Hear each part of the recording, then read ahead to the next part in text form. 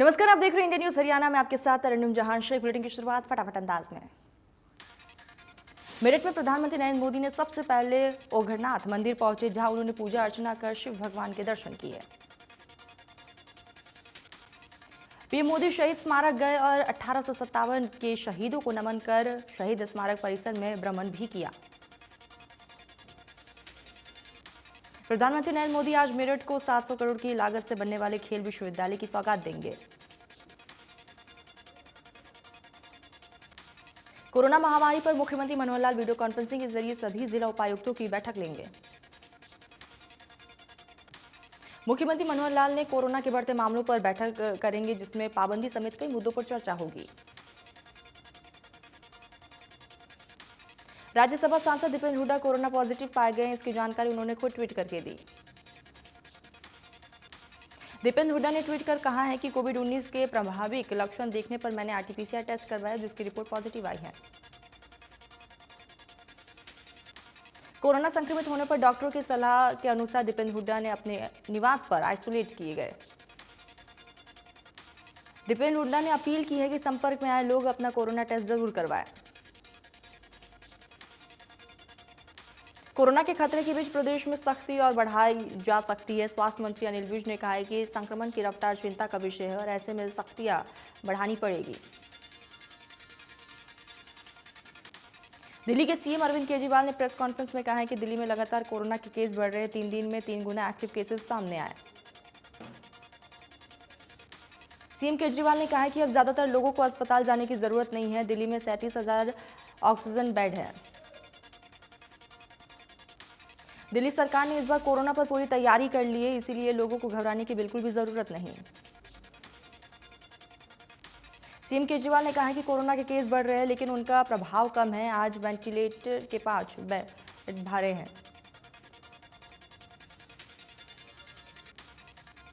देश में 15 से 18 साल के बच्चों का टीकाकरण 3 जनवरी 2022 से शुरू हो रहा है। पहले दिन 3 लाख से ज्यादा बच्चों के रजिस्ट्रेशन कराया गया।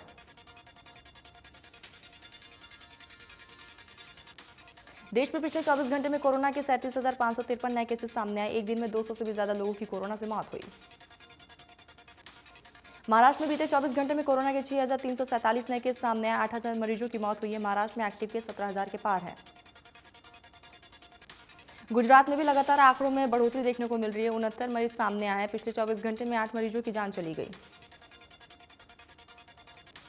दिल्ली में पिछले 24 घंटे में कोरोना के 2,716 केसेस सामने आए। एक दिन में 467 लोग ठीक हुए। दिल्ली में एक्टिव केस 4,410 हैं। केरल में कोरोना के 2,435 नए मामले सामने आए। पिछले 24 घंटे में 5 संक्रमितों की मौत हुई है। एक्टिव केस की संख्या 9,000 के पार। नोएडा में एक दिन में कोरोना के 135 केसेस सामने आए। इसके साथ ही संक्रमित मरीजों की संख्या भी बढ़कर 100 के पार हो चुकी है। पंजाब में कोरोना के संक्रमण लगातार बढ़ता जा रहा है। 332 नए केस सामने आए। 30 मरीज रिकवर भी हुए हैं और एक्टिव केस की संख्या 760 के पार है। हरियाणा में 24 घंटे में कोरोना के 552 केस सामने आए। एक दिन में 1 मरीज की मौत हुई है। प्रदेश में एक्टिव केस की संख्या 1000 के पार। फ्रांस में कोरोना का कहर जारी है, जहां 10 लाख से ज्यादा कोरोना के मामले सामने आए।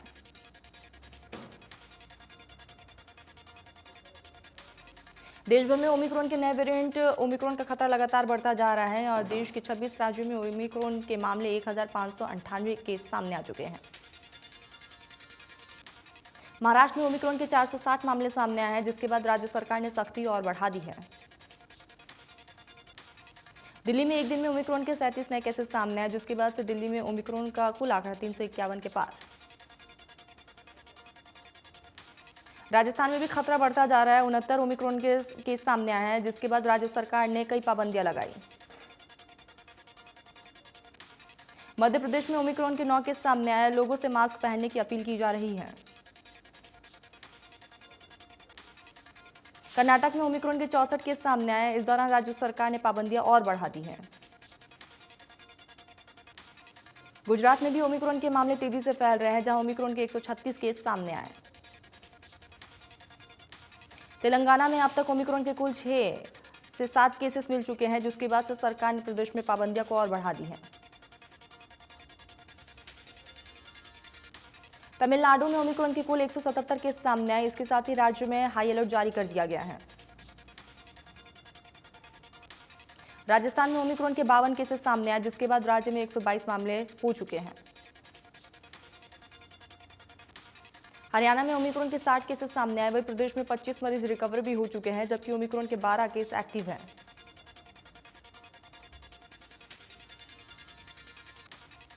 सोनीपत प्रशासन अलर्ट नजर आ रहा है। प्रदेश सरकार और जिला प्रशासन की तरफ से सार्वजनिक जगहों पर बिना वैक्सीन सर्टिफिकेट के एंट्री नहीं देने का ऐलान किया गया। जिला उपायुक्त के आदेश के बाद बस स्टैंड परिसर में वैक्सीन सर्टिफिकेट के बिना एंट्री पर प्रतिबंध लगाया गया। फरीदाबाद में 5 लोगों की क्षमता वाले ऑटो में 12-12 स्कूली बच्चों को ऑटो में भरकर स्कूल ले जाने की तस्वीरें सामने आई है, जो बेहद ही डराने वाली है।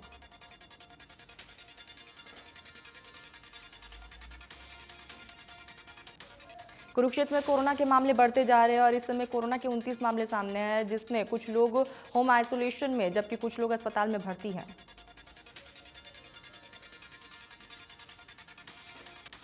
हरियाणा सरकार द्वारा आज से सभी सार्वजनिक जगह, बस अड्डा, मॉल और सरकारी कार्यालयों में डबल वैक्सीनेट होने के बाद ही एंट्री के आदेश लागू हो गए हैं।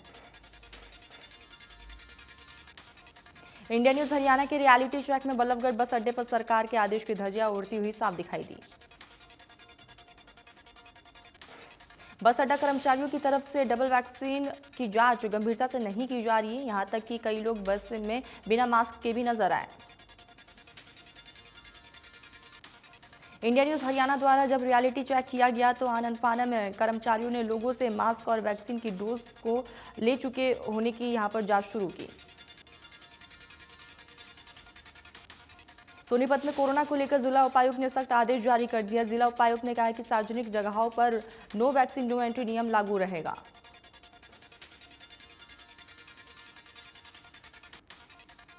वही कार्यालय में चेकिंग के लिए कर्मचारी लगाए गए हैं। कार्यालय में एंट्री और एग्जिट पॉइंट बनाए गए हैं। ओमिक्रॉन का खतरा लगातार बढ़ता जा रहा है, जिसे देखते हुए सोनीपत के खानपुर मेडिकल में सभी तरह के इंतजाम किए गए हैं। पीकू वार्ड के अलावा 550 बेड पर ऑक्सीजन लगाई गई है। पिछली बार जहां ऑक्सीजन की कमी के चलते काफी लोगों ने जान गंवाई थी, वहीं इस बार ऑक्सीजन की कमी मरीजों को नहीं झेलनी पड़ेगी। इसे लेकर डॉक्टरों की ट्रेनिंग भी दी गई है। वहीं हॉस्पिटल प्रशासन पूरे अलर्ट मोड पर नजर आ रहा है। गुरुग्राम में 3 जनवरी से बच्चों को वैक्सीन लगाई जाएगी, जिसकी स्वास्थ्य विभाग ने तमाम तैयारियां की। गुरुग्राम में जनसंख्या के आधार पर करीब 2 लाख बच्चों को वैक्सीन लगाई जाएगी, जिसके लिए स्कूलों में भी व्यवस्थाएं की गई हैं। भिवानी में कृषि मंत्री जेपी दलाल ने चौधरी बंसीलाल सामान्य अस्पताल का दौरा किया है। इस दौरान उन्होंने हॉस्पिटल कैंप्स में ही बन रहे पीजीआई का भी दौरा किया। उन्होंने कहा कि चौधरी बंसीलाल हॉस्पिटल में मरीजों के लिए तमाम व्यवस्थाएं हो, इसके लिए उन्होंने अधिकारियों को तमाम दिशा निर्देश भी दिए। देश में तीसरी लहर संभावित थी, इसलिए तमाम व्यवस्थाएं पहले ही कर ली गई है। कृषि मंत्री ने कहा है कि किसी को भी परेशान होने की कोई भी जरूरत नहीं है। अगर ज्यादा मरीज आए तो उनका इलाज भी संभव हो पाएगा। हरियाणा मंत्रिमंडल विस्तार में कैबिनेट मंत्री बनाए जाने के बाद कमल गुप्ता पहली बार हिसार पहुंचे। हिसार में कैबिनेट मंत्री कमल गुप्ता का पीडब्ल्यूडी रेस्ट हाउस में पार्टी कार्यकर्ताओं और डॉक्टर गुप्ता के समर्थकों ने उनका भव्य स्वागत किया।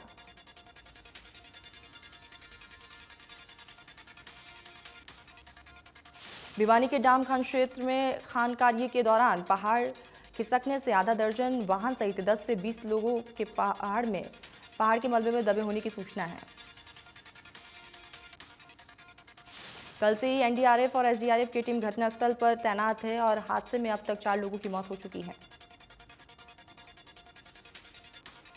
वहीं कई लोगों के दबे होने की भी आशंका जताई जा रही है। इसके लिए आज दिन भर रेस्क्यू ऑपरेशन चलाया जा सकता है। इसके अलावा खनन के लिए ब्लास्ट भी किया जा सकता है।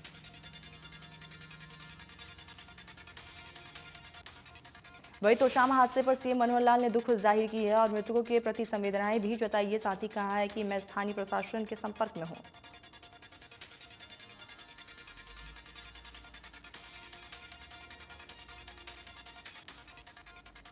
डाडम हादसे पर बीसीसीआई के पूर्व कोषाध्यक्ष अनिरुद्ध चौधरी ने कहा कि मृतकों के परिवार को 20 लाख रुपए मुआवजा और सरकारी नौकरी दी जाए।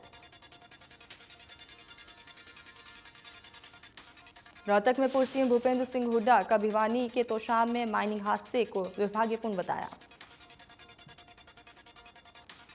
भूपेंद्र सिंह हुड्डा ने कहा कि सुप्रीम कोर्ट के मुताबिक अरावली की पहाड़ियों में माइनिंग पर रोक थी, इसके बावजूद माइनिंग की जा रही थी।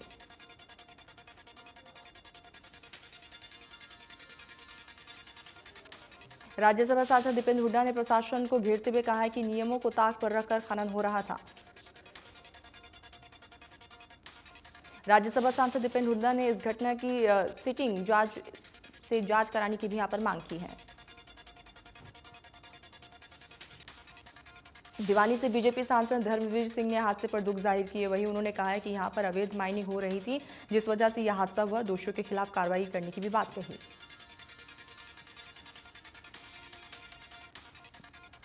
वहीं हादसे पर किरण चौधरी ने भी चिंता जाहिर की और मृतकों के प्रति संवेदना भी व्यक्त की है। साथ ही घायलों के जल्द स्वस्थ होने की भी कामना की।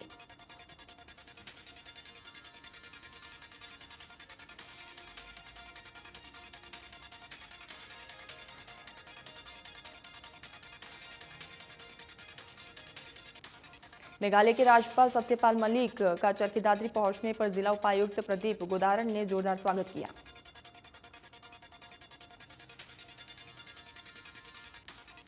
महम में सहकारी चीनी मिल के गेट पर किसानों ने ताला जड़ दिया। किसानों का कहना है कि पिछले 3 दिन से महम मिल बंद पड़ा है, जिससे किसानों को परेशानियों का सामना करना पड़ रहा है। 3 दिन से मिल बंद है और अधिकारी कोई भी ठोस जवाब देने के बजाय किसानों के साथ दुर्व्यवहार कर रहे हैं और गुस्साए किसानों ने कहा है कि जब तक मिल सुचारू रूप से नहीं चलेगा तब तक आंदोलन जारी रहेगा।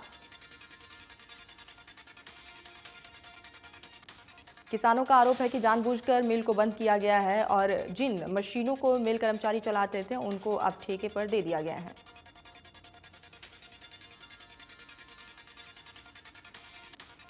गुरुग्राम के सेक्टर 38 में मूलभूत सुविधाएं वहां पर अंबार लगा हुआ है, जिसकी शिकायत नगर निगम को भी दे दी गई है, लेकिन उसके बावजूद अभी तक समस्या का कोई भी समाधान नहीं निकल पाया।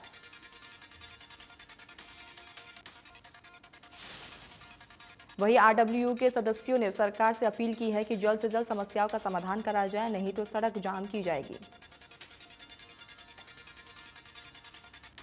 पलवल पुलिस ने एक नाइजीरियन आरोपी को गिरफ्तार किया, जिसने फेसबुक पर दोस्ती कर धोखाधड़ी करके पैसे ऐंठने का आरोप है।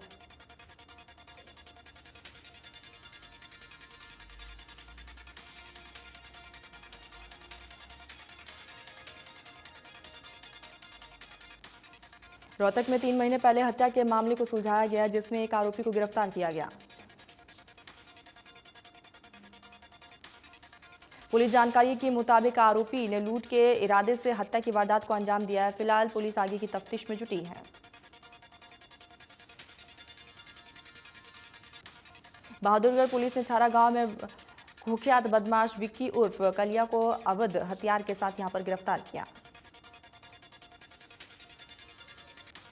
पानीपत में तेज रफ्तार कैंटर ने कार चालक को टक्कर मार दी। इस दौरान कार में सवार एक शख्स की मौके पर ही मौत हो गई, जबकि 2 लोग गंभीर रूप से जख्मी हैं। इलाज जारी।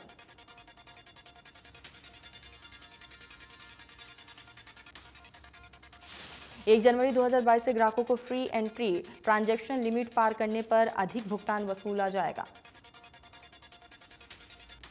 बैंक ग्राहकों को हर महीने गैर मेट्रो शहरों में 5 बार फ्री निकासी की सुविधा देते हैं। इसके बाद हर निकासी पर चार्ज करते हैं। अब ये चार्ज महंगा होगा और जीएसटी भी लगेगी। पानीपत की जेल में बंद हत्या के आरोप में 2 कैदियों ने फांसी लगाकर आत्महत्या कर ली। फिलहाल पुलिस ने मामला दर्ज कर लिया और आगे की तफ्तीश शुरू है।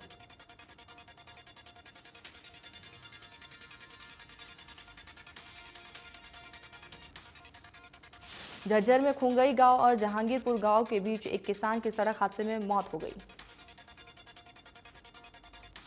मौके पर पहुंची पुलिस ने शव को कब्जे में ले लिया है और अज्ञात वाहन चालक के खिलाफ केस भी दर्ज कर लिया है।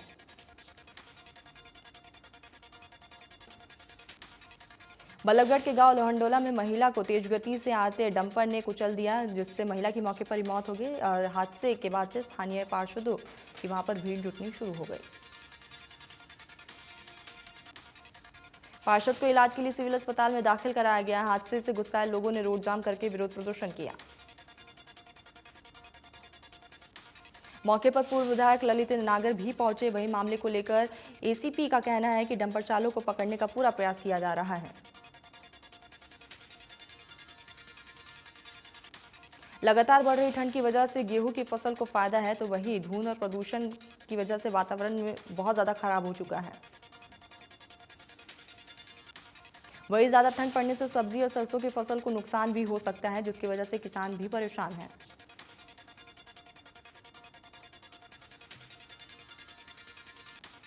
दिल्ली का AQI लेवल पुअर कैटेगरी में जा पहुंचा है, जहां एयर क्वालिटी इंडेक्स 371 दर्ज किया गया।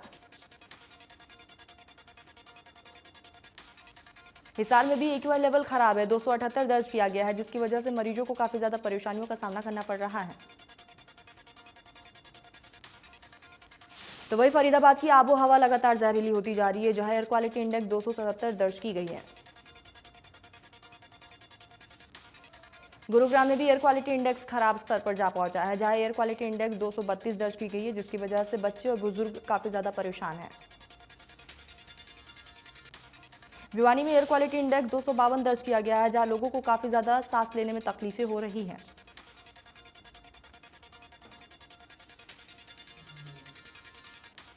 पहाड़ों पर हो रही बर्फबारी ने सर्दी का सितम बढ़ा दिया है, जहां उत्तर भारत में कड़ाके की ठंड का असर देखने को मिल रहा है।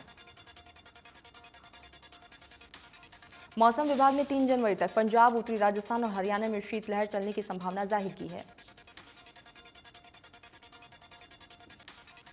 दिल्ली, पंजाब और हरियाणा को शीतलहर से नहीं मिल रही कोई भी राहत। राजधानी दिल्ली में सुबह न्यूनतम तापमान 4 डिग्री दर्ज किया गया। ठंड की वजह से विजिबिलिटी रेट काफी ज्यादा कम है और ऐसे में वाहन चालकों को परेशानियों का सामना करना पड़ रहा है। उत्तर पश्चिमी भारत के मैदानी इलाकों में 4 और 5 जनवरी को हल्की बूंदाबांदी के आसार हैं।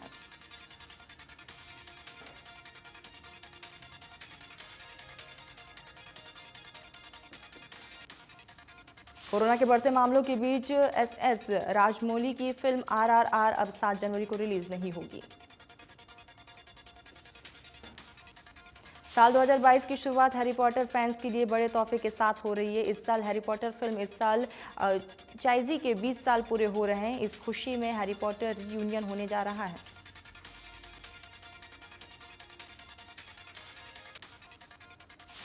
ऋचा चड्ढा और अली फजल ने मार्च 2022 में शादी करने का फैसला किया है। दोनों पिछले 2 साल से एक दूसरे को डेट कर रहे हैं।